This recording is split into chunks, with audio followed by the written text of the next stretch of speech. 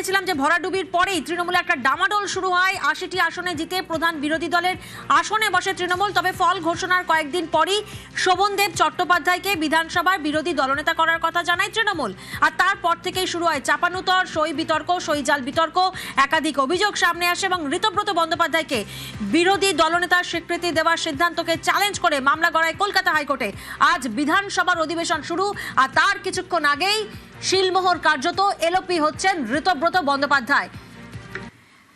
আবির প্রতিনিধি আমাদের সঙ্গে রয়েছেন। আবির, তাহলে এবার অথৈ জলে তৃণমূল? প্রথমত তাই বলাই চলে যে এবার অথৈ জলেই তৃণমূল কংগ্রেস করছে। তার কারণ হচ্ছে যে স্বীকৃতি দেওয়া হচ্ছিল, সেই স্বীকৃতি ঋতব্রত বন্দ্যোপাধ্যায়কে দেওয়া হলো।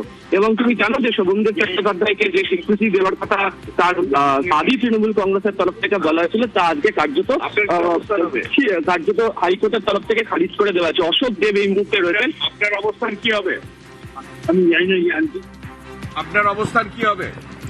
আমি জানি না, আলোচনা করি তারপর। না, আপনার অবস্থান কি হবে? আপনার ব্যক্তিগতভাবে এমএলএ হিসেবে আপনার অবস্থান কি হবে? হাইকোর্টের উপরে তো আমরা যেতে পারবো না। হ্যাঁ, হাইকোর্টের ওদের পক্ষে ওদের দিকে। আপনি কি মানে কালীঘাট তৃণমূলের পক্ষেই থাকবেন নাকি নতুন ব্লকে যাবেন? কোন পক্ষের ব্যাপার নেই তাই। হ্যাঁ, হাইকোর্ট চলো, না হাইকোর্টের সিদ্ধান্ত মেনে নেবেন তাহলে? পরে নেবো। হাইকোর্টের সিদ্ধান্ত মেনে নেবেন?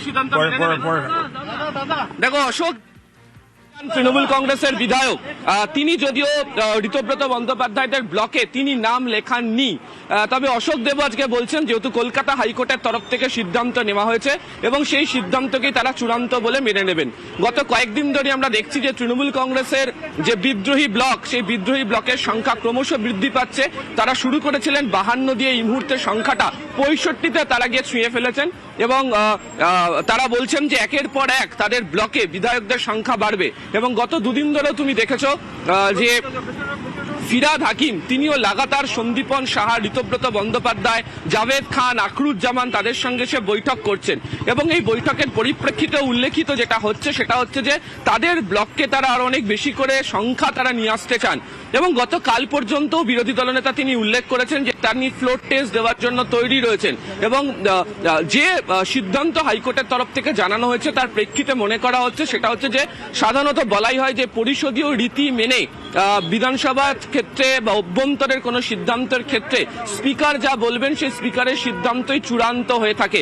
ফলে সে কারণেই হয়তো বিচারপতি তিনি যে স্পিকার যে সিদ্ধান্ত নিয়ে বিদ্রোহী ব্লককে তরফ থেকে নেতা ঋতব্রত বন্দ্যোপাধ্যায়কে বিরোধী দলনেতা করেছিলেন তাকেই স্বীকৃতি তিনি দিয়ে রাখলেন। এবং আজকে অধিবেশন শুরু হতে চলেছে কিছুক্ষণের মধ্যে এবং তুমি দেখতেও পাবে যে বিধানসভার প্রথা অনুযায়ী লিডার অব দ্য হাউস সঙ্গে লিডার অব দ্য অপোজিশন স্পিকারের সঙ্গে যিনি গভর্নর তাকে তারা রিসিভ করবেন এবং এমপি থিয়েটার যাকে বলা হয় অর্থাৎ ভিতরের অধিবেশন কক্ষ সেই পর্যন্ত নিয়ে যাবেন, আবার তারা যখন রাজ্যপালকে ছাড়তে যাবেন। ফলে দেখতে পাওয়া যাচ্ছে শোভনদেব চট্টোপাধ্যায় এই মুহূর্তে ঢুকছেন, কথা বলার চেষ্টা করবো। যদিও তিনি কিছু বলতে রাজি হলেন না, শোভনদেব চট্টোপাধ্যায় তিনি প্রবেশ করে গেলেন।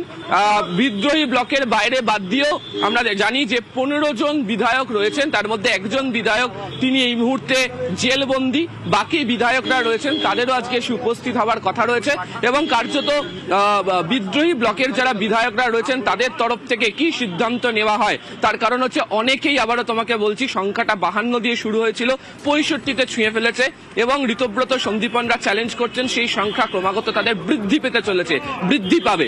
ফলে সেক্ষেত্রে দাঁড়িয়ে আজকে হাউসের মধ্যেই কার্যত যে বসার ব্যবস্থা বা বিভিন্ন যে সংক্রান্ত আলোচনাতে কারা কাদের পক্ষে কতটা সমর্থন করেন তার ভিত্তিতেই গোটা বিষয়টি প্রমাণিত হয়ে যাবে। পরিষদীয় ক্ষেত্রে সেটাই অত্যন্ত গুরুত্বপূর্ণ আজকে হতে চলেছে। একেবারেই ঋতব্রত বন্দ্যোপাধ্যায় হলেন বিরোধী দলনেতা, এলপি হলেন ঋতব্রত বন্দ্যোপাধ্যায়। মমতা তৃণমূলের মামলার গুরুত্ব পেল না হাইকোর্টে, স্পিকারের সিদ্ধান্তে সায় কলকাতা হাইকোর্টের। আর আজ থেকেই তো অধিবেশন শুরু হচ্ছে। ভেঙ্কটেশ্বর প্রতিনিধি এই মুহূর্তে আমাদের সঙ্গে রয়েছেন। ভেঙ্কটেশ্বর, আজ থেকেই তো অধিবেশন শুরু হচ্ছে, সেক্ষেত্রে এই পরিস্থিতিতে কতটা জটিলতা তৈরি হতে পারে? স্পিকারের যে বক্তব্য তাতে সায় দিয়েছে হাইকোর্ট এবং সেই জায়গায় দাঁড়িয়ে শোভনদেব চট্টোপাধ্যায়ের আবেদন ফিরিয়ে দিয়েছে হাইকোর্ট। সেই পরিপ্রেক্ষিতে ঋতব্রত বন্দ্যোপাধ্যায় তিনি হচ্ছেন বিরোধী দলনেতা। তুমি জানো যে আজ থেকে, তুমি যেটা বললে যে আজ থেকে অধিবেশন শুরু হচ্ছে, সেই জায়গায় দাঁড়িয়ে ঋতব্রত বন্দ্যোপাধ্যায় তিনি বিরোধী দলনেতার ভূমিকা পালন করবে, এমনটাই কিন্তু হাইকোর্টের নির্দেশের পরিপ্রেক্ষিতে বলা যায়। যদি এখনো পর্যন্ত ঋতব্রত বন্দ্যোপাধ্যায় তিনি বিধানসভায় কিছুক্ষণ আগেই প্রবেশ করেছেন, যদি এ ব্যাপারে তিনি কোনো মন্তব্য করতে চাননি, কিন্তু আমরা বিধানসভা সচিবালয়ের ক্ষেত্রে যেটা জানতে পারছি যে ঋতব্রত বন্দ্যোপাধ্যায়কেই বিরোধী দলনেতার যে ভূমিকা, সেই ভূমিকা হিসেবে এখানে পালন করা হবে। অর্থাৎ আজ থেকে যে অধিবেশন শুরু হচ্ছে বিধানসভা, সেখানে ঋতব্রত বন্দ্যোপাধ্যায় যেহেতু হাইকোর্ট জানিয়ে দিয়েছে যে কোনো রকম হস্তক্ষেপ তারা করবে না, বিরোধী ব্লকের বিধায়কদের নির্বাচনে কোনো হস্তক্ষেপ তারা করবে না, সেই পরিপ্রেক্ষিতে ঋতব্রত বন্দ্যোপাধ্যায়কে যেহেতু বিরোধী দলনেতা তিনি থাকছেন, সেই মর্মে আজ থেকে বিধানসভার অধিবেশনে ঋতব্রত বন্দ্যোপাধ্যায় তিনি বিরোধী দলনেতার ভূমিকা পালন করবেন। একেবারেই ঋতব্রত বন্দ্যোপাধ্যায় বিরোধী দলনেতা, হাইকোর্টের সিঙ্গল বেঞ্চে ধাক্কা মমতা তৃণমূলের, বিরোধী ব্লকের বিধায়কদের নির্বাচনে কোনো হস্তক্ষেপ নয়, অন্তর্বর্তী নির্দেশ হাইকোর্টের বিচারপতি কৃষ্ণা রাওয়ের।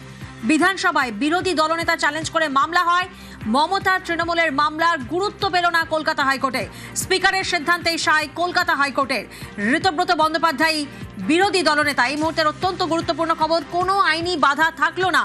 বিধানসভা নির্বাচনে আমরা দেখেছি ভরাডুবির পরেই তৃণমূলের ডামাডোল শুরু হয়, ৮০টি আসনে জিতে প্রধান বিরোধী দলের আসনে তৃণমূল বসে এবং ফল ঘোষণার কয়েকদিন পরেই শোভনদেব চট্টোপাধ্যায়কে বিধানসভার বিরোধী দলনেতার কথা জানায় তারা। তারপরেই সইজাল বিতর্ক সামনে আসে, মামলা গড়ায় আদালতে, অবশেষে স্পিকারের সিদ্ধান্তে সায় ঋতব্রত বন্দ্যোপাধ্যায় বিরোধী দলনেতা।